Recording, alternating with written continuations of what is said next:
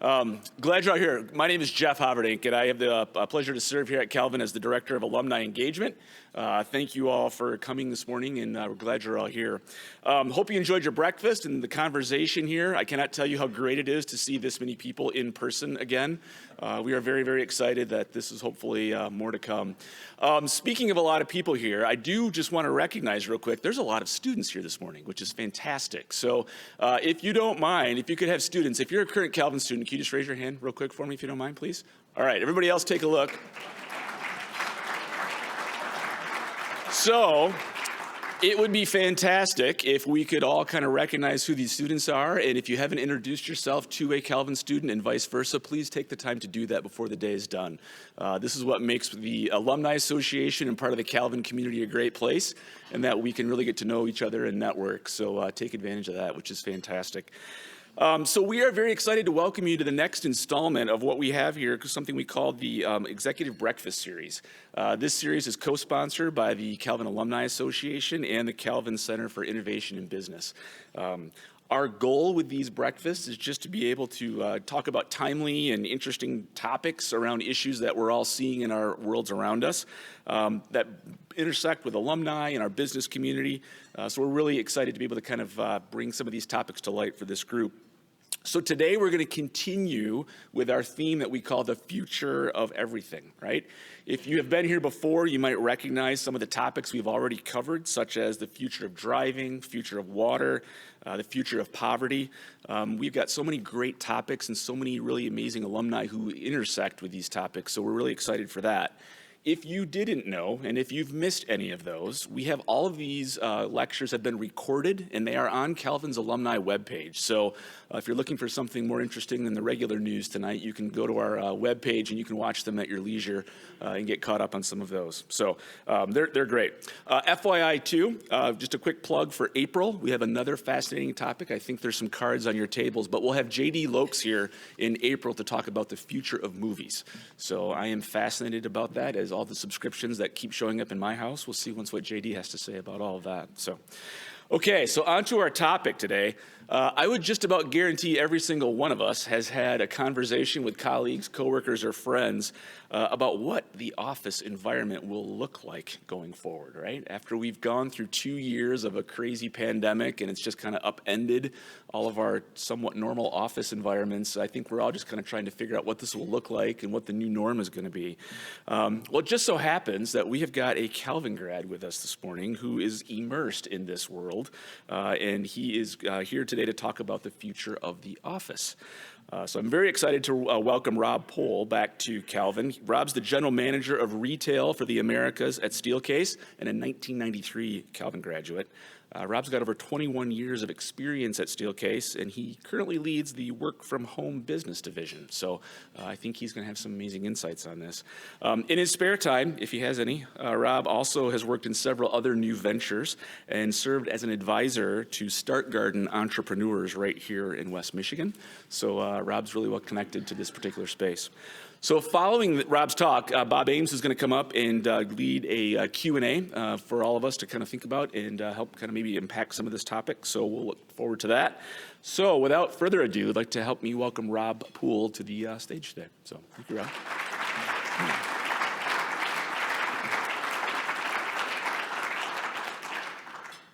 Okay, so baseball players have a walk-up song, and at an icebreaker, I've been asked the "What's your walk-up song?" question. So that is not my walk-up song, but it did seem appropriate for this discussion today. So anyway, I appreciate you coming here. I kind of thought, goodness, it had been a while since we met in person, and then ironically, we were going to get hit with like a ice storm that was going to keep you all. So you all powered through that, and I appreciate you coming here. So.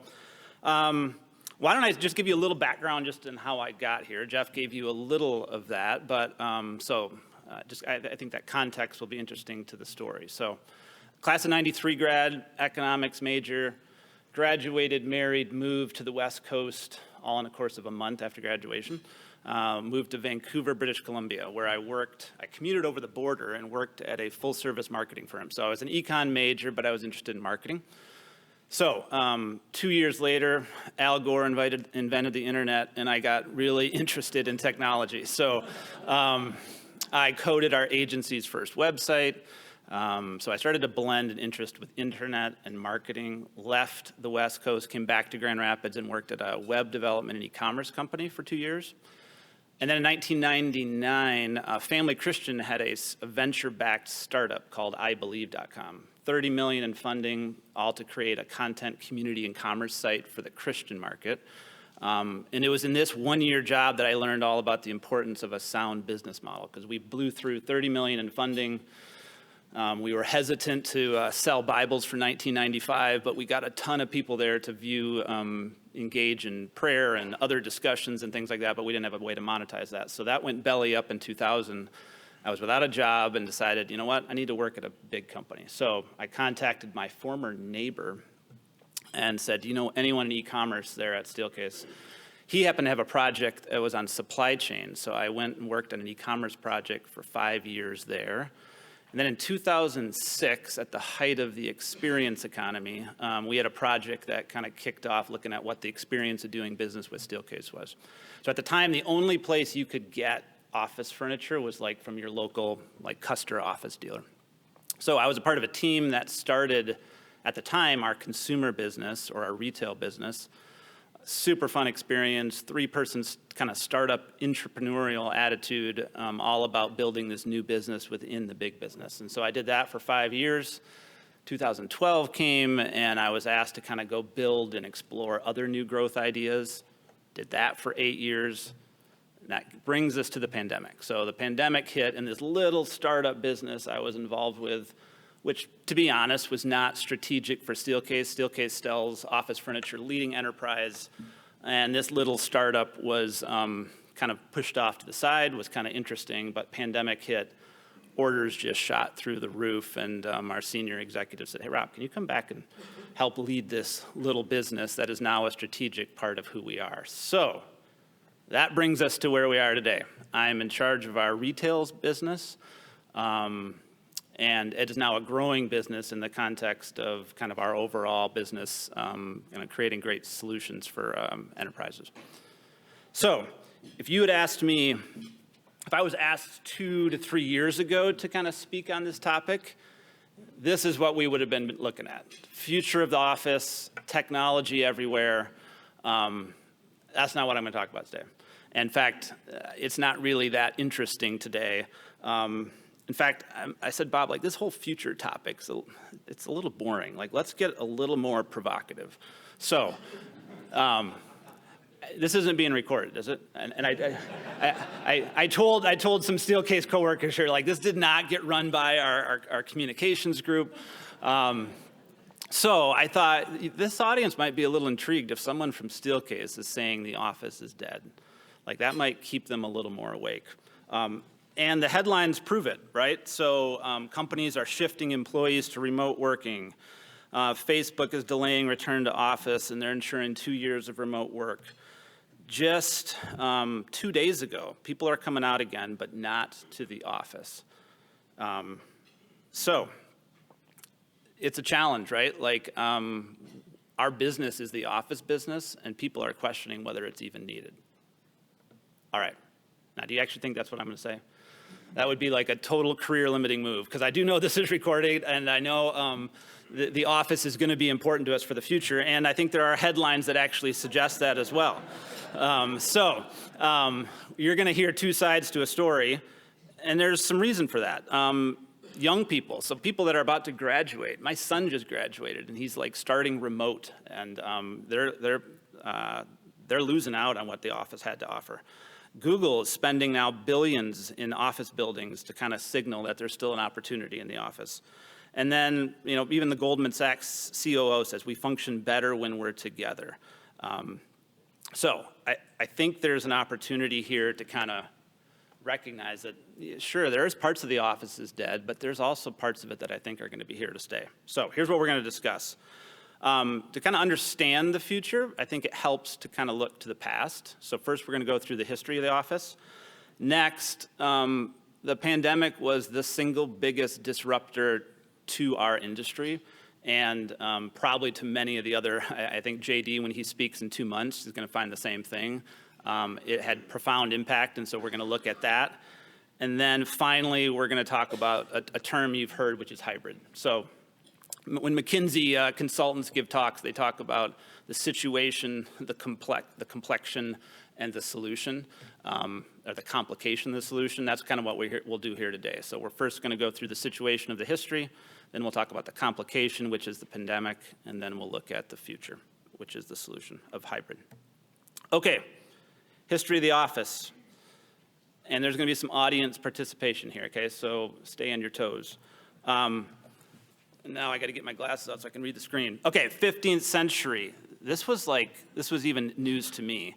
The scriptorium was invented by monks as a place for writing. So no, Steelcase was not around, so we did not make that desk there.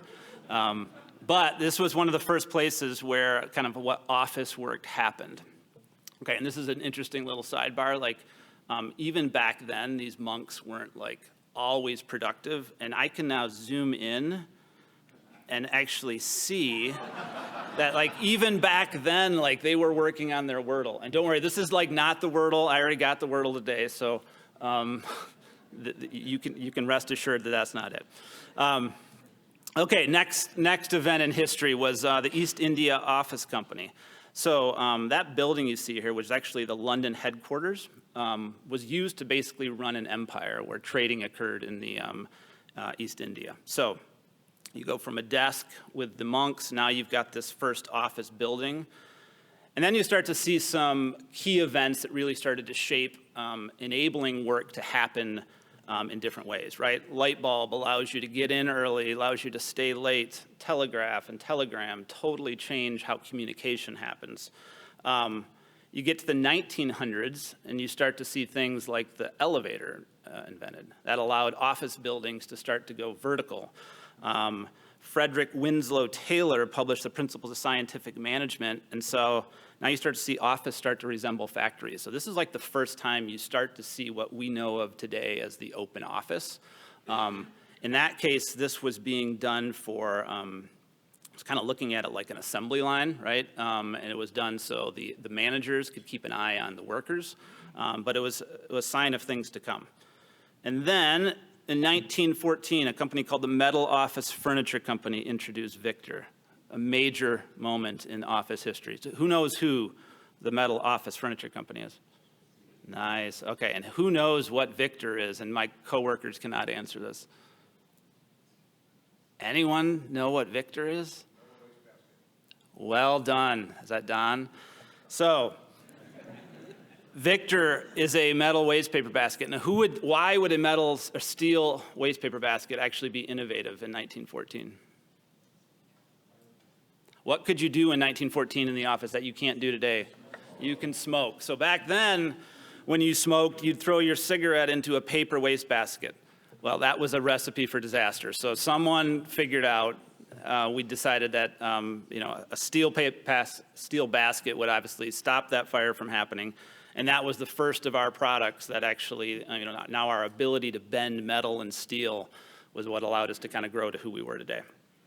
Okay, next moment in history, Johnson Wax Company unveiled its open office plan. So in that earlier image, you saw images of, kind of people crammed into space, but the design wasn't there. Now you start to see, okay, this office starts to look a little bit enticing. Anyone know who designed the products there? Nice. I was going to bring like pieces of candy to throw to people who got it right. Frank Lloyd Wright invented those products, and then who made them? Steelcase made these. We will bring up the HM word in a little bit. In fact, it's kind of like as a Michigan fan, I can't say Ohio State, so I don't know if I can say Herman Miller too. Okay, so you move on to the 60s, and yes, an inventor who was a researcher at Herman Miller at the time invented the Action Office. So this was a pretty big deal, right? So you went from, there was some flexibility that was designed. You start to see a little bit, the design from the prior slide you see is continued here. In this case, though, it wasn't the most efficient use of space, but it was an evolution in the office. Now, what do you think came next? What was inspired by this? So that first product was called Action Office 1. Action Office 2 really was what eventually became the cubicle.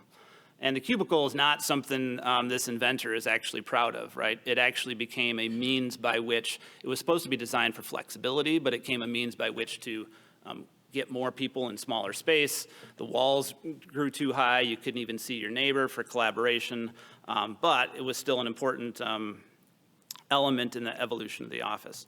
Okay, now we move to the 80s. What was huge in the 80s? And this is maybe less about the office, but a huge impact on work. Computer, yes. Especially the laptop. So now we start to see work start to become a little more mobile, right? And the desks that a Steelcase and Herman Miller made that were actually designed to deal with these really heavy computers and other things, started to be less necessary in that regard as laptops became lighter. Okay, and what came after that in the 90s? Revolutionized communication. Hold on that. Apple hadn't come yet, but we did get email, right? So now you start to move from laptops. I was at Kelvin. I did not have an email address at Kelvin, right? In fact, we went to the computer lab. I don't know when you got your Kelvin email address, but I don't think it was till the late 90s. But anyway, it revolutionized how communication happened. Okay, and next, 2005, a milestone that was kind of similar to what was inspired by my theme song. Was the Office in the building. All right, that makes me laugh every time. So what we're going to see when we get to the end of this history section is all these different elements in the history of Office and what they mean and contribute to work. So, the hint there is there's some elements of culture, socialization that happen in an office that are a little more challenging in today's remote environment. So just tuck that away. Okay, 2007, we're getting close to present time. Someone said it before, what happened then? iPhone. So now you go from laptops making work mobile to iPhone. I think BlackBerry was 2002. This really started to change work. 2005 to 2010, you start to get, work starts to become more flexible. So the first, Brad Newberg set up Spiral Muse, which was the first co-working facility. WeWork launched in 2010. Even Steelcase had a play in this space called Work Spring in 2007. So these were important because all those prior inventions were starting to make work a little less tethered to a central office, and some of these spaces started to enable work to be more flexible. You could have a membership at one of these spaces. And then we get near the close, you're starting to bring the home into the workplace. So the image there on the left you're seeing is our work cafe. Upper right, I think, is a Google office where you've got the pool table. Lower right, you start to see residential furniture and settings starting to come into the office, right? So office isn't just a place for cubicles. It's not just a place for productivity. It's a place for comfort. It's a place for being able to focus. And then finally, I think this is one of the last enablers in history, and the history of the office. It started back in '95, but the rising performance of the video conferencing technology is really kind of what set us up for where we are today. So you had WebEx in '95, Skype in '03, then Zoom and Teams, and you can just see from Zoom's revenue there how what a stratospheric rise they went on as the rise of video conferencing happened. Okay, so close of this section. Offices play a critical role in enabling all those aspects of work. So if you look back and say, well, why does the office exist? It's really about these activities, right? It's about communication, collaboration, innovation, accountability. Accountability existed because I knew if you were in the office, I could see you there. On the flip side of that, transparency is, what are people working on? Okay, I see Bob's working on that key project. He's in that project space. Brand. Office became a physical manifestations of a company's brand, right? Everything from how it looked, how it performed. Office became a place for development. It became a place for socializing, getting to know your coworkers, networking, It also needed to solve for focus. Productivity was a big thing. And then belonging it's a little soft word, but it kind of gets at that culture piece. It gets the stapler and the jello. It's like, this is kind of how a company comes together. So, history of the office, that's kind of what brought us to today. Or let's even just say 2 years ago. So, the pandemic. For me, I mean, it's a different moment than 9/11 for very many reasons, but ironically on 3/11, like I remember that day, right? In fact, our company, my team had an offsite. We were at the Bissell Treehouse, 25 of us in a space. At the lunch break, all of a sudden someone says, whoa, the WHO just declared a global pandemic. A few hours later, our COVID officer on deck, who is now our CEO, sent out that note banning travel. Basically, that was the last time a large group gathering was going to happen because that was now going to be banned. So within 3 weeks of the pandemic being declared, or within weeks of it being declared, right, we went from 5% of work being remote to 95% being remote.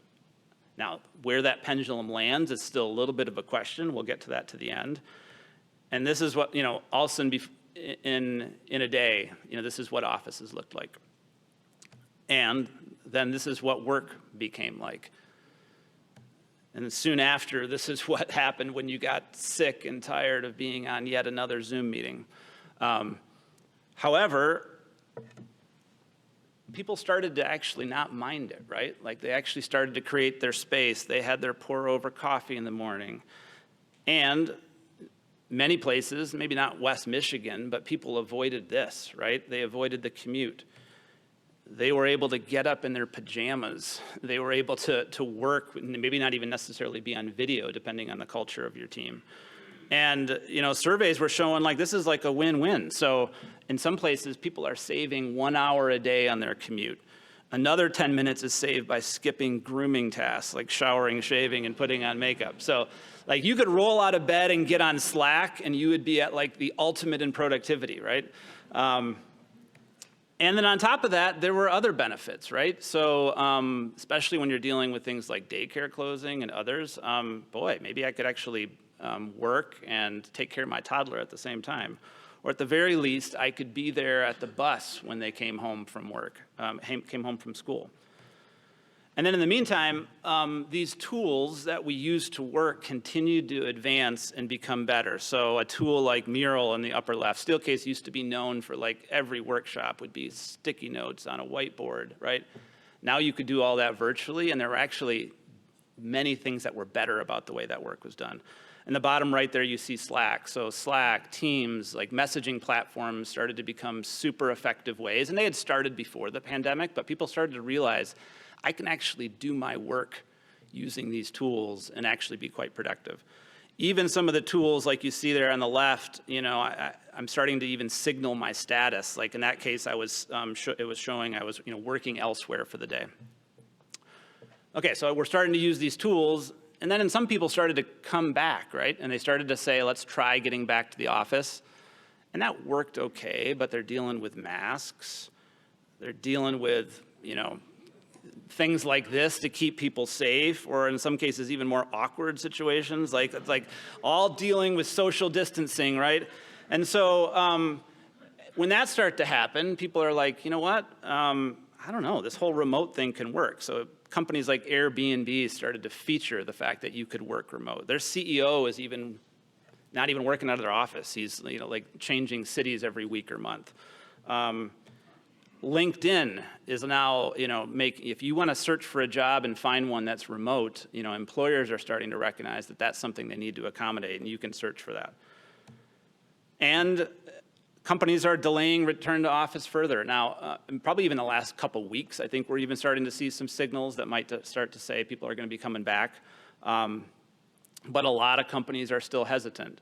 And again, one of the other reasons to maybe stay home, a lot of companies too are starting to say, we care about your well-being at home, and we're gonna fund you staying at home. So Google gives up to $1,000 for employees to buy work from home gear. My division is benefiting greatly from that, right? Like they are now ordering high-performance seating because they're sick of sitting in their Costco folding chair, and they're home 8 hours a day. So some of those signals are also making it possible to kind of have this remote work thing work. And as people think about coming back to the office, this is the reality, right? There's a subset of people that miss it. But there's an even bigger group that is really not excited at all, and most people have mixed feelings. Okay, so we looked at these attributes of work kind of in the buildup of the history of the office. How did some of these fare now in a remote environment? Here's my unscientific kind of grading of things, right? Communication, collaboration, innovation, actually that could continue to happen. We had the tools to do so, but some things got worse. Managers started to have less idea of what their people were doing. Teammates started to less know what was going on.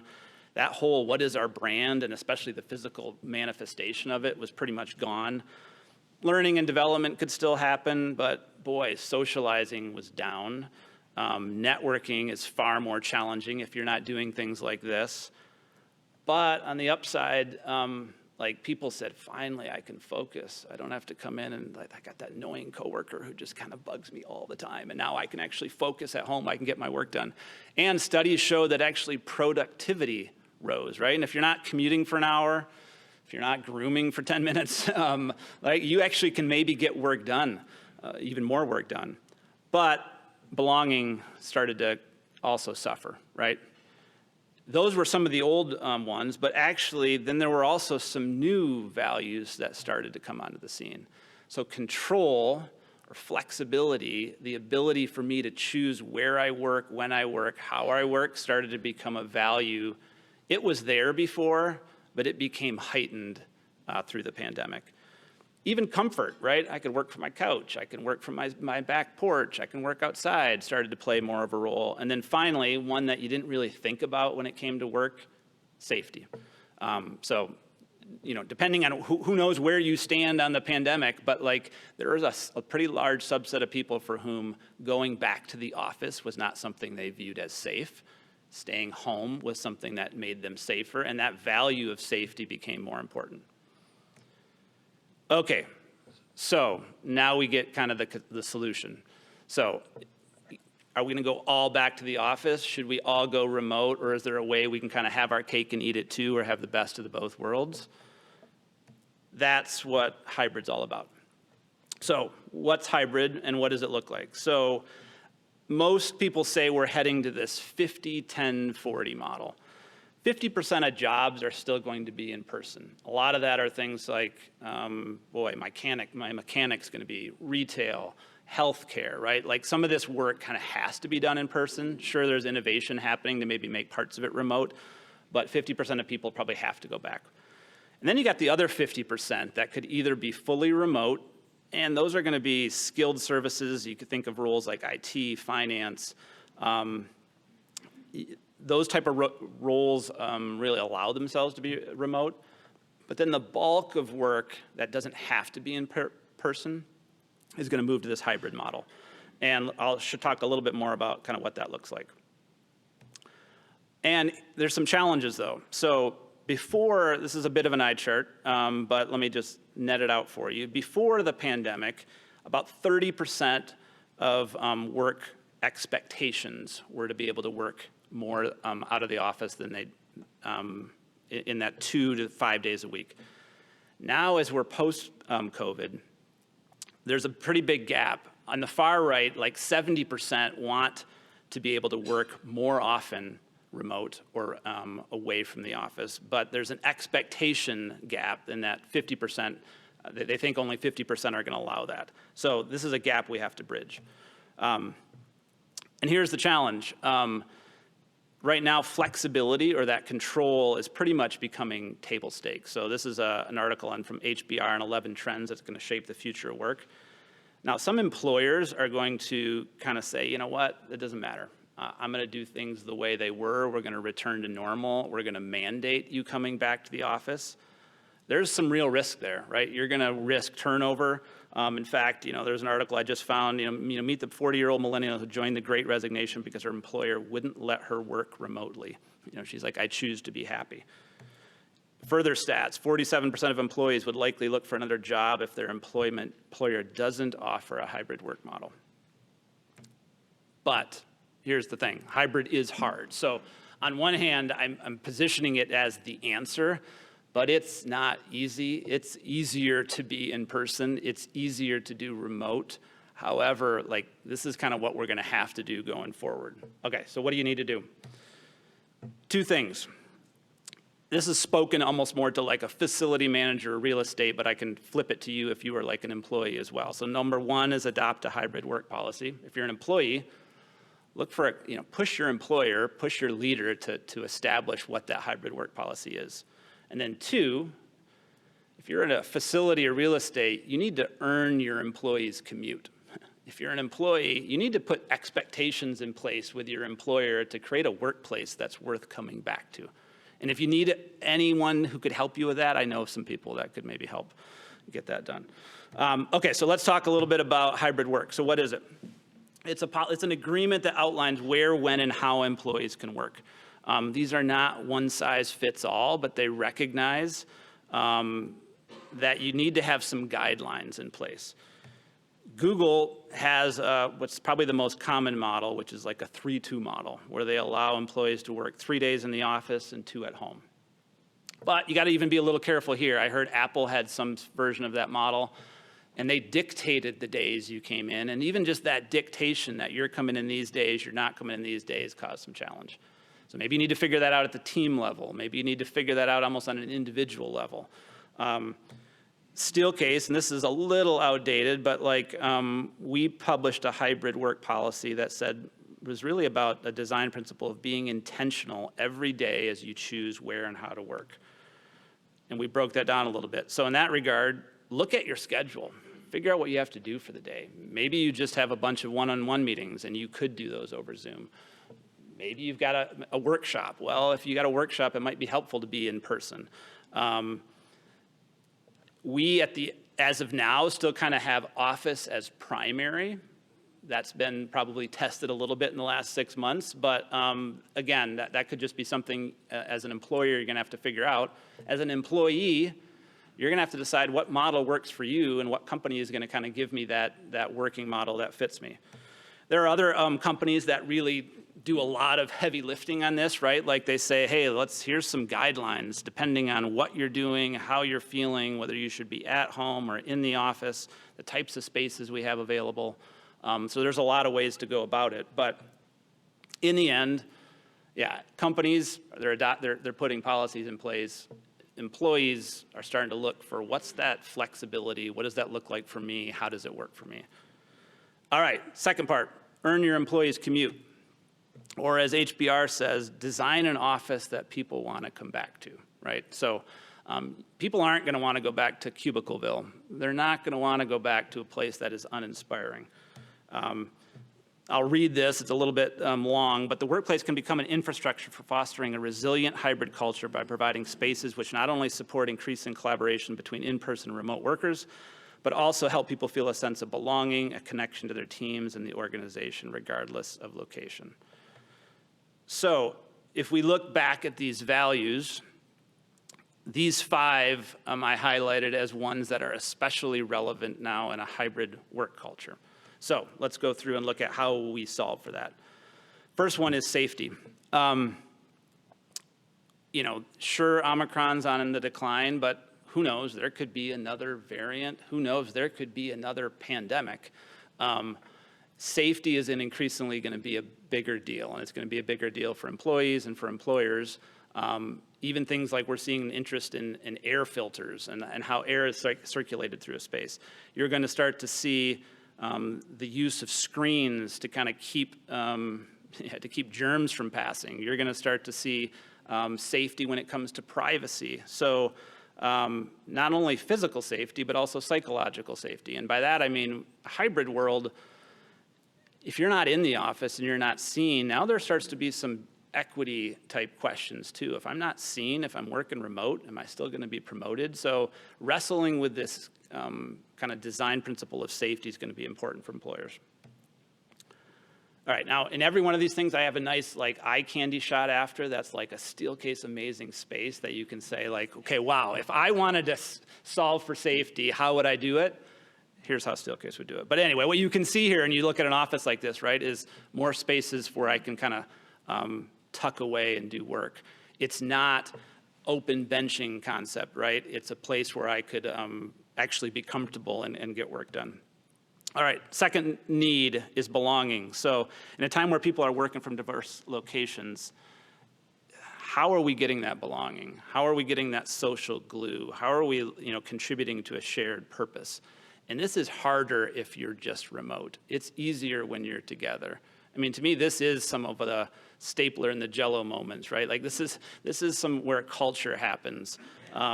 And this is also spaces can help create that, right? When you start to create places like this, you start to create event spaces, you start to create reasons for teams to get together. There's power in that. Adam Grant has this quote, "A better vision for a workplace is a community, a place where people bond around shared values, feel valued as human beings, and have a voice in decisions that affect them." Third, productivity. I mean, this is still going to always be probably front and center of all those values. And hybrid work is going to require spaces and technologies that support one-on-one or small group video. Like increasingly, every meeting I'm in, even if people are in the office, there is someone dialing in remotely. You've got lighting challenges, acoustic challenges. We used to joke in a 1-hour meeting, it took 15 minutes just to set up the tech. That can't happen anymore if every meeting has someone dialing in. So there are spaces now at Steelcase where if I invite the room to the meeting, I walk in and I hit one button, the room is up, anyone on video is on the screen, right? And it's those type of experiences that we're going to have to design. Here's another example of that, right? Here's a space for a team. You can see a giant Microsoft Surface Hub on the wall. These are the types of spaces that employers are going to have to involve if they're going to want to get people to be productive in the office. Fourth one is comfort. You could argue this has always been important, but again, now that people are used to sitting in their couch at home, if you want them to come into the office, you need to create a space that's going to be comfortable, right? They need to be able to move from a collaborative meeting to an area of calm and focus, and so you can see how a space like this is relevant. Well-being is a big deal, right? It's you'd love it if people would leave the office almost feeling better than when they arrived, and space can help enable that. Here's another example of a space that, boy, sure looks pretty comfortable to work in. And then finally, control. So I think this is the value that became the most heightened in the pandemic, and it's people wanting control of where, when, and how they work. So at Steelcase, we've had a campus, and it's been this way for a while, where I can choose the best place that works for me. So for me, when I need to focus work, I go into a little enclave. It seems like some millennials, when they want focus work, they sit in our cafeteria, right? They want the buzz, they want people going by. You need a place that's going to allow that for people, where they choose when, where, and how they work, because that's really kind of what work is going to be going forward if you want hybrid to be successful. All right, how does it come together? These are kind of some shifts that are happening. We're going to move from in-office is mandatory to office that attracts people, right? So create a space that's your employees are going to want to come to and as an employee, ask your employer to create that space, right? Like if you want to be in the office, it should be a space that's merits coming to. Design for permanence is shifting from designing to evolve. So rather than fixed spaces that don't change, because it seems like as soon as you design a space that doesn't change, the team changes, the makeup changes, design for a space that's flexible and can evolve. Predominantly open to access to privacy. So we had been in a space, it used to be pre-pandemic, open plan everywhere. And if I needed to take that phone call with a doctor, it was really hard to find a space. Now you need to create spaces that allow that privacy. Repetitious to diverse, unique, and joyful. And then finally, rather than technology as a destination, you're moving to accessible technology. It really kind of needs to be at your fingertips. It needs to be everywhere. It's not, I'm going to the video conference room. So in close, is the office dead? No, it is not dead. The future of the office is hybrid. Long live the office. And thank you for your time. I'll be happy to take questions.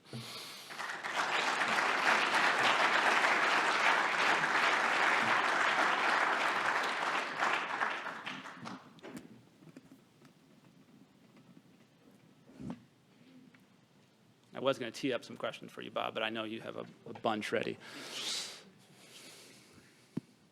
All right, questions? All right. A softball from my friend Jerry. Yeah, yeah, or is it? So, Rob, one of the biggest challenges we've got, we've been going much more towards the flexible remote, but a lot of people are saying, hey, I only want to come in to collaborate, but if I'm coming in on Tuesday and everyone else is here Wednesday or Thursday. So we're trying to figure out, we don't want to have set days because of that control and ownership issue, right? We want people to have ownership of that decision. But if we get large groups of people coming to the office, the biggest challenge we're thinking through is that issue of, but I got to jump on a Teams call. How do I have 30 people doing Teams calls on separate things with other campuses and have collaborate? Like, how do you go from a space like that and overnight try to figure that out? I presume you got a product, but yeah, how do you go through that process of figuring it out? The overnight piece is tough. And yeah, I admit there's so many times I've come to the office only to realize it's 5 o'clock and I've been sitting in an enclave on video calls all day. And then I'm like, okay, what's going on here? So a few things we're doing. I mean, one, we're having to be really explicit with the meeting. So it used to be, right, you had a meeting and a room was assumed, and then occasionally someone would be like, hey, can you add a call-in number to that meeting? And you'd be like, now the default, right, is you've got a Teams invite, a Zoom invite, and then someone forgets to add a room. We're trying to be really intentional about saying to people, hey, and it's still hard, I think, now in the pandemic, but we're trying to say, hey, we got a 90-minute workshop. It would be really beneficial if everyone was in person. Like, we're calling it out in the meeting notice. As of now, we're only doing that on certain types of meetings because we're still valuing that some people have safety concerns, schedule concerns, so we're not pushing it. I envision, hopefully, 3, 6, 9 months, we get to a point where we can feel much more confident as leaders. Mandate's not a word I like, but really strongly recommending and encouraging in person for certain types of meetings. So that would be that. But yeah, outside of that, even today, Steelcase's spaces there's not enough like breakout spaces for calls. We're starting to put things around space that will mute sound because recognizing that people are at their desk, they're going to be on video. How are they doing that? And yeah, not annoying the person next to them. So the evolution of the spaces to support a large number of video conferences and calls is going to take a little time. That's not a clean answer, but it's kind of recognizing it's going to take a little time. So I guess, yeah, in close, one, really push it when a meeting really requires it, and leaders are going to have to feel confident to do that. Two, yeah, it's going to take a little while to evolve the space to support what still will be many calls that have at least one person dialing in remote, especially as we deal increasingly too with, work can be anywhere. People are hiring from anywhere. So even if I was saying be in person, I'm not going to ask my San Francisco teammate to fly in for a 90-minute meeting, right? Which kind of further goes to the fact that you need more spaces that are going to recognize that someone's going to always be remote. So there's going to be a heavy investment in displays and video conferencing technology and all that to be able to support it. Yeah. I think Microsoft and Zoom might even do better from this than Steelcase. Yeah. Good question. Other questions? Got one right over here. Thanks for the presentation, Rob.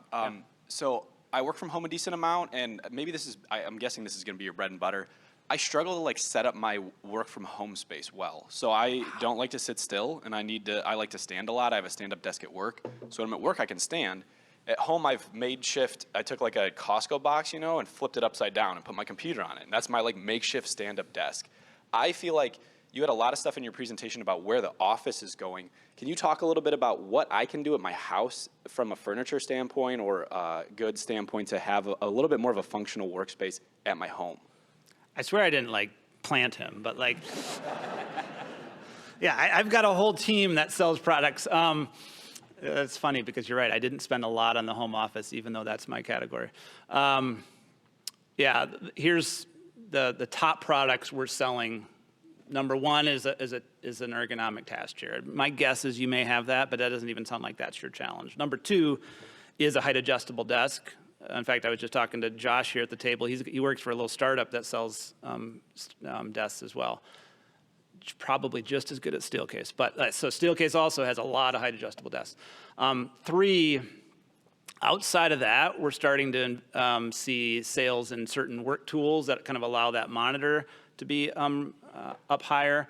Lighting that enables you to have that nice glow when you're on that video conference rather than it's kind of a harsh light that might be on you.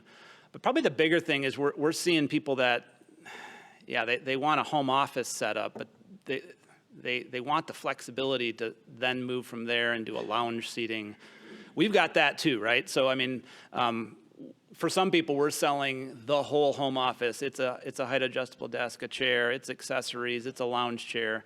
That's not as common. Many people are then leveraging their couch, but I mean, it's kind of recognizing that throughout the course of a day, shifting, not always sitting, standing, lounging, that variety is going to probably lead to a better focus and performance. But yeah, I could happily send you some selected products that might help you out. All right, got a couple over here. So what do you think about the advancement of virtual reality and the metaverse? Yeah. Opportunity that potentially could bring, you see that as a bigger threat to the office, or do you see that as an opportunity? Yeah, so I can repeat it, but if someone didn't hear it, but yeah, basically the question on the metaverse and the future virtual reality. How many of you have seen the movie Ready Player One? Anyway, I'd heard someone say it's probably one of the best future depictions of kind of what a virtual reality world looks like, right? And the main character pretty much wakes up and sits in a pod, puts on his equivalent of an Oculus Rift, and then spends his day, right, living in that virtual world. If I had given this talk 3 years ago, it would have spoken to things like that. Our Workspace Futures group is doing a lot of exploration into that. I have not yet dealt with it. I was even getting asked, I guess Microsoft has some version of their Teams, almost metaverse version that has come out. I've not piloted that yet. It's going to be an extension of what we see today in Zoom and Teams, right? And rather than sort of a flat 2D representation of yourself on a screen, there's going to be more of a 3D representation of that, right? There's going to be more of a sense of moving from one space into another space. It's a pretty big deal, and also could be pretty disruptive to a Steelcase. I think where Steelcase could play in that is just like social spaces like WeWork and some of these places like created kind of hubs where you could go to work. There's always going to be a place where like it's the premium, it's the better version of that, right? So picture the metaverse where you're at home, or picture a metaverse where you're at an office that has high-speed access, the cubes optimized for that experience. We're not there yet, but I do see it having a pretty big impact on work. The question is just, is that 2 years, 5 years, 10 years, right? But it's really an extension of kind of what we started to experience during the pandemic. So, good question. Got one right up here. Hang on. As a leader in a changing workplace and changing teams, what have you learned, and what leadership skills are going to be required to be successful in this changing environment? That's great.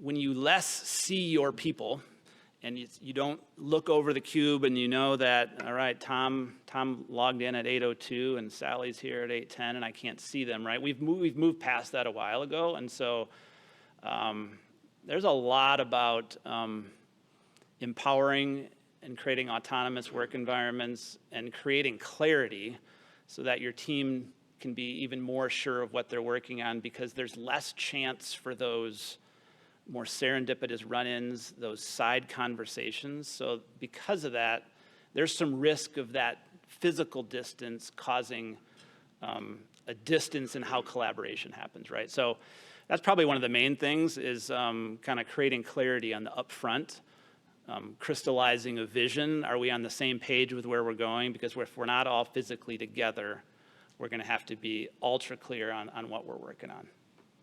Yep. Good.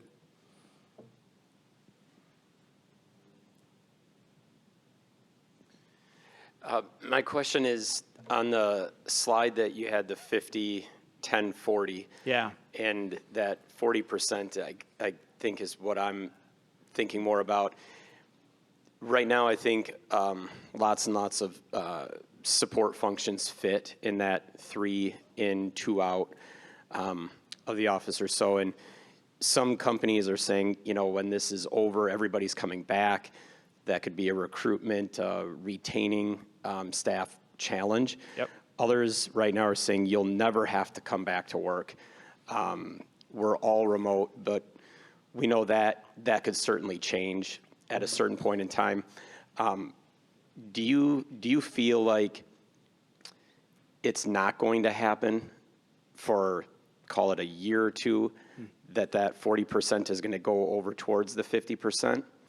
Or do you think that what we're seeing in that 40% in that hybrid, regardless of what happens with any additional variants this year or challenges that come up, health, safety related, that kind of that 3 and 2 model is likely here to stay for much longer? Yeah, I mean, I can't, if I could fully see the future, I'd probably be doing something different right now. But like, I believe that hybrid's here for at least the next 5 years, right? And I think that's because most employers are still going to want and recognize the value of place. And boy, our friends at JLL, like real estate exists, right? They have the real estate, so they're going to say, how do I optimize that? How do I create that in a draw?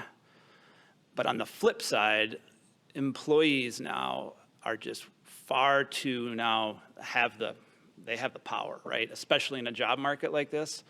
So they are going to demand flexibility, and they will leave, or in fact, we're even seeing challenges. We're seeing people in West Michigan getting jobs at Meta.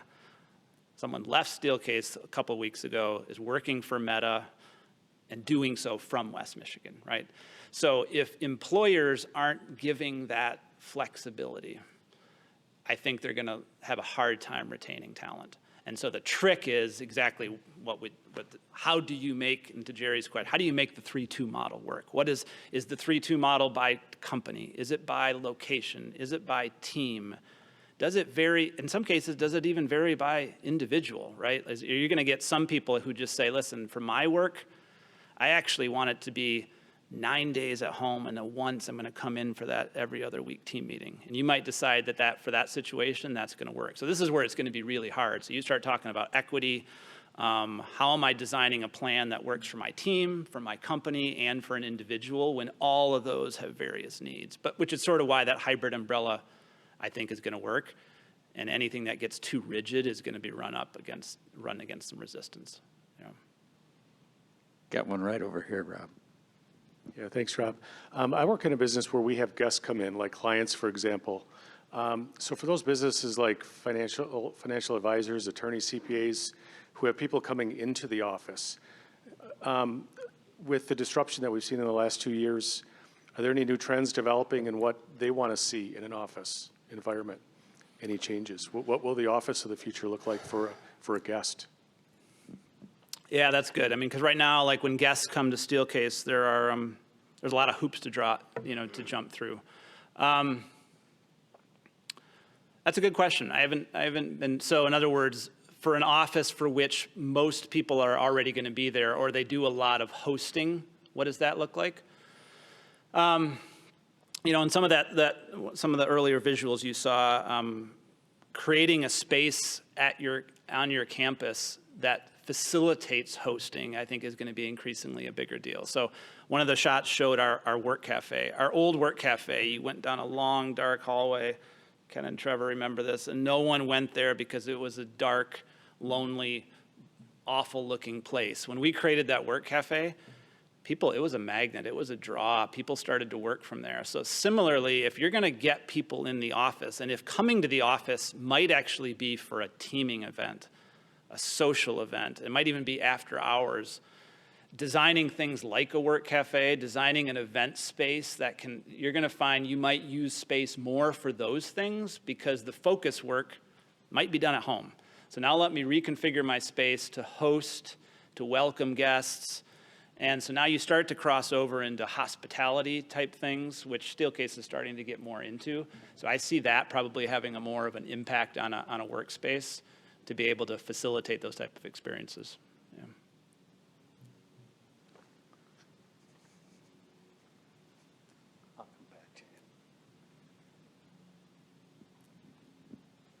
So I just looked up a couple of statistics. So between 10 and 30% of COVID patients have long COVID, and then like about 1.2 million people have become disabled due to the pandemic. So I was just wondering if you could talk a little bit about that changing element of the workforce, like the increasing number of disabled workers and like how, hybrid or remote work, goes with that. So yeah, designing for inclusions is a hot topic. And I think COVID's, created yet another category there. And to me, that further emphasizes the need for hybrid. And there's actually a couple sides to that. On one hand, you might need a policy that's super flexible, recognizing that maybe for health and safety reasons, someone is going to best be able to perform at home. And yet you still want to retain them. You still want to create an environment that embraces their skills. The flip side of that, there's also inclusion that might recognize some people don't have a great home office setup. They don't have a dedicated space. Like I showed a picture of someone with their toddler on their lap. I've seen other work at home pictures with toddlers like all over the person as they're trying to be on a call. Or you've seen people that maybe they live in an apartment and it's small and it's tiny and they've got noisy neighbors. And for them, inclusion is creating a space that allows them to be productive at an office. So, I mean, your question went a little more on the health side. I'd also say, creating an office that might, is going to support health could be from an air quality standpoint, an airflow standpoint. It could be from a distance standpoint that maybe I need to be able to not have to work right across the wall from someone. So I think designing for inclusion and designing for safety is going to be increasingly a bigger deal. Thanks for the shout out earlier, Rob. Yeah, no problem. I didn't give your URL. You'll have to pass out some business cards.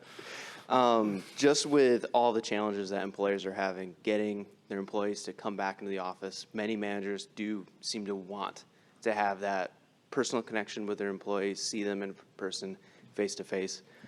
What kind of furniture decisions, so more specific to product, aesthetic, safety, has Steelcase made to encourage its own employees to return to the office? Yeah, so it's partly product. It's a lot about space and application design. So it's creating a cafe that I'd prefer to eat at than my kitchen at home. It's creating outdoor areas that are compelling where a team can get together. It's creating lounge and comfort areas. Probably the biggest thing, though, around hybrid is creating technology embedded spaces that support seamless inclusion of remote participants. That's we're still working on, right? So, there's still too often today, we've got 2 or 3 people in a room. They're not in a room with a big video screen. You hear the mic squawk because 2 people had their microphone on, and it's those types of experiences that we're trying to design against, right? So that someone walks in the room, the video's on. So, it's spaces for comfort, spaces for focus, spaces where technology is really embedded are probably the kind of the key things we're working on. And if you've been to our offices, I think we're pretty spoiled. You start to realize there's a reason people want to come here to work, and that's sort of what, how we've earned the commute of people at Steelcase, is creating a space that's pretty compelling to come to.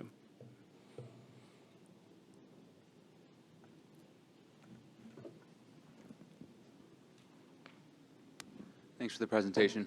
Well, On the accountability and transparency piece, I think my understanding is, especially there's sort of maybe an old guard that I have to see someone, and I've worked for employers like that, I have to see them working in those pieces. To what degree do better KPIs, affect that problem? Yeah. And doesn't that maybe lead to better meritocracy and that extension of trust? Yep. Good question. Yeah, it is more of an old guard thing to be seen, especially with the tools. Boy, you can see when I send an email. Companies can see when you've logged in. You can see when I've responded to something on Teams.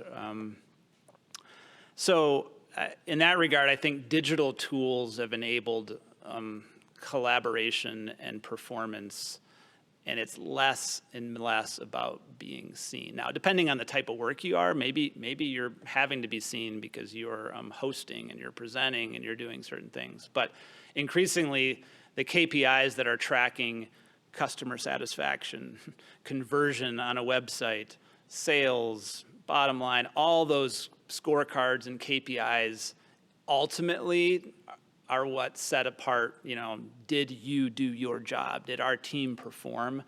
So it's probably a smaller percentage that are still dealing with this perception of, I need to see you to know you're working. And if that's the case, then I would say you really aren't close enough to, what is your employee doing? How are they delivering value? How is that value ladder up to what the team's doing? And if you have to see that person to know what they're doing their job, then you're right. You probably don't have the right KPIs in place to recognize that. Good question.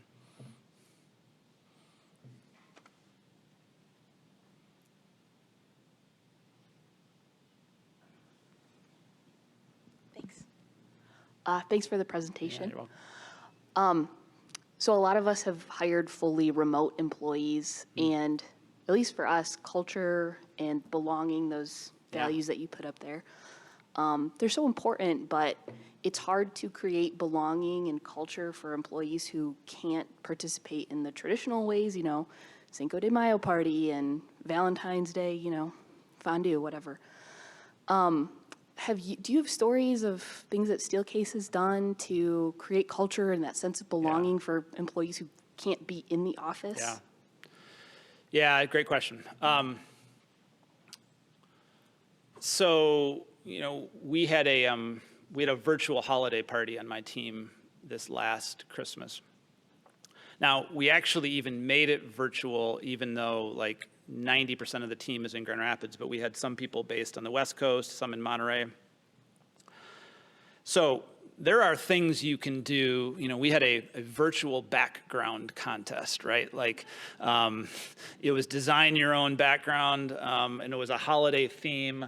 I'm proud to say I won the contest because I used Die Hard as my Christmas theme, and I had the Die Hard John McClane T-shirt on to go along with it, right? So you can create fun. We did a trivia contest using what's that quiz tool? Anyway, so it took work though, right? And at first when we logged in, everyone's awkwardly you got your Zoom screen and everyone's just kind of looking at each other. There was no holiday music going, so finally someone turned on some tunes. But it takes effort to design virtual events that and it causes you to almost to push to say hey, you got to for us to see your virtual background, you actually have to have your video on. I mean, this is a whole other interesting topic to me. Video on, video off.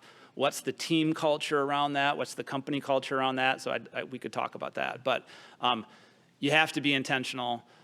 I'd still argue that you need to find a time in the budget twice a year, once a year, where you're bringing those remote participants locally to town. And since you're not doing that as much during the year, you might be investing 2 days where you're doing an escape room as a team, you're going out to dinner.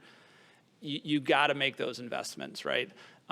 Because otherwise that culture and that belonging is just not going to be there. That orientation, that onboarding is not the same. And I think that's one of the real struggles. Even though there are perks for just remote, you're just not going to make those connections otherwise. But it can be done. It just takes work, yeah. I can send you the virtual contest information if you want. So kind of as a follow-up to what I mentioned before on the metaverse, you showed some slides that, there's kind of a cyclicalness to the office environment. There's the monk at home, then there's the open, there's the cube, and then people talk about open environment again. But what about the whole portion of the workforce that can't work from home, that makes stuff that we all buy? What do you think about the inequality between everyone else who has to come to work to make stuff, and just because you can work remote, should you? And, you talked about brand and culture. If we all work for the same company, isn't it important we're sort of all in this together? And just because I can work remote, it's not always about, the manager wants to see what I'm doing. It's more about keeping that culture together, and we're all part of this, because I think it creates a huge inequality. And just because some of us in this room can work remote, we should sort of all be in this together for everyone else who can't. Great point. I mean, so yes, right, there's going to be some jobs. In fact, even during the pandemic, in the height of it, we had some people, right, who are in our model shop building prototypes, and that's the only place they could go. A lot of us were working from home. They had to come in. So I think that further highlights the need for hybrid. Now, you could push it further and say, like, equality equals if the prototype machine shop guy is in 5 days a week, it means Rob, you, the office worker, are also in 5 days a week. I still think there's some risk there. I think this is why, like, something where you're saying, Steelcase is saying office is still our primary. That means I'm going to probably be in 2 days a week, 3 some, and that will at least show some of those other workers, like, hey, I still have to come to the office a little bit, but you're just going to have to find that right balance, because that person has a job, they've got a skill set that's done in office. You could also argue, if my job's a coder and all I'm doing is heads down code, you're really saying you're going to make me commute an hour to come in just to be equitable, when I could actually be more productive and deliver better KPIs by doing so from my home, right? Like we're in this to deliver results for the company. We're not in it to, check a box as to whether we're all working in the same way. And so different skills require different presence, so I mean, in that regard, equity is, almost impossible to achieve, and I think it's just finding the right balance. But that's a good point, and I think it's where companies have to just be really careful in how they message what their policy is, right? Or you're going to find someone who's feeling on the outside of that policy.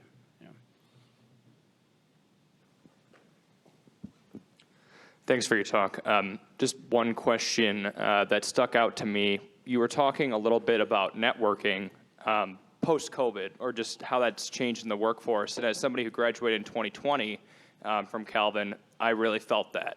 And for the students that are currently at Calvin and trying to break into the job market, what does this hybrid system really have for networking? Because meeting with people via Zoom is very different than in person. Do you have any suggestions for the Calvin students, or just people who are trying to change jobs? Great. I mean, to me, that's why, like, seeing Calvin students here is a great example of that. And what's interesting is, right, like, we're getting graduating classes who have no skill set around navigating a breakfast like this, right? Like, and on the flip side, you wouldn't network without having a LinkedIn account, right? And so somehow you got to thread and intertwine both of those, right? Like, how am I using my LinkedIn account to now, connect with another Calvin alumni? How am I setting up coffee with them, right? Which is, I think you're going to have to braid the physical and the digital, as we say, And yeah, I think it's become a challenge. It's become networking within a company it's far easy. For some reason, it's just a lot more natural to just shoot you a note and say, hey, can we get together for coffee in the cafe, than to say, can we have a virtual coffee over Teams, right? Like there's that layer of the screen there. It's not as natural, but that's also why I like find a way to do that locally. And it's why I think both, and that was one I think I mean, it's both the digital tools are getting better and better, and yet the physical just can't be replaced, you know? Yeah, I just wanted to dovetail off of that a little bit. I think managers and leaders, if they set aside time where they're not, let's say you have that hybrid approach, and you're not on Teams meetings during the days that you have your Gen Zs and millennials there with you, then you get those mentoring opportunities. We have to make sure that we take advantage of that. Yeah, to that set point, aside that time. That's good. So when I'm in the office, if my natural inclination, if I'm not in a meeting and if I'm not focusing, I try to just go sit by the team space, right? Like it becomes a signal to them like, okay, he's not heads down. It actually probably means I can walk up and say something, right? I'll make an intentional effort to get lunch in the cafe, talk to someone in the line who I've never met before. So that's a great point. You kind of have to be intentional about designing those moments to enable that to happen. We're coming up on our closing time, so I'm going to take the prerogative of asking the last question. And this is the unwork question.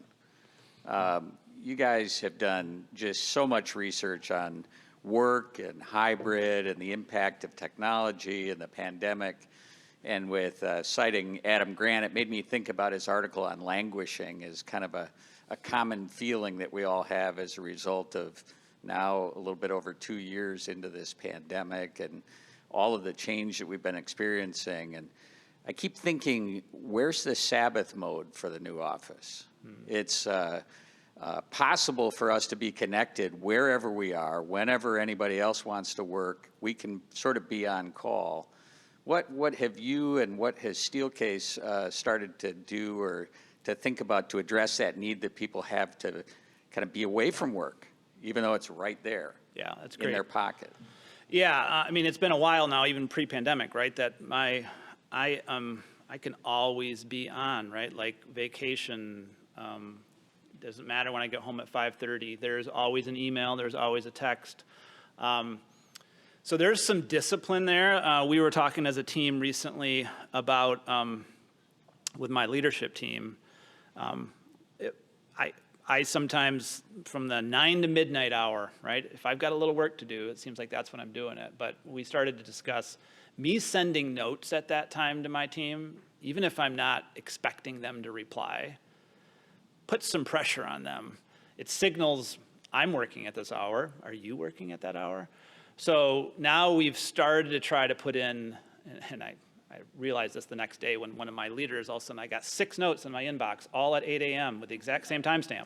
So they'd leverage the send later. So they'd been working at night.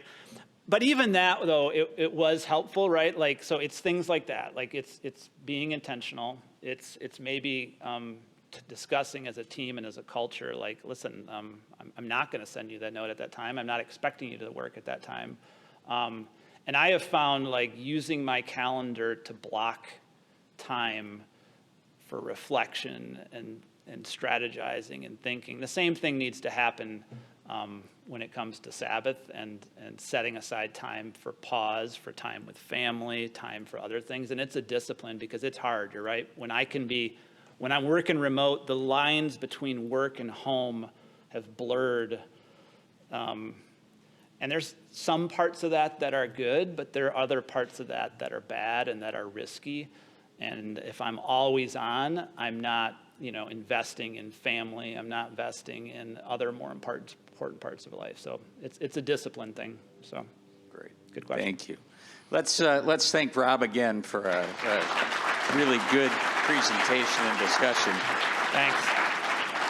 Appreciate it. Thanks, Rob. All right, just before we all break up, a quick reminder, we spent a lot of time thinking and talking about work today. On April 13th, we're going to be talking about the movies. So come and join us for that one. If you want to think about another industry that's been disrupted, I think JD's going to have some interesting things to say.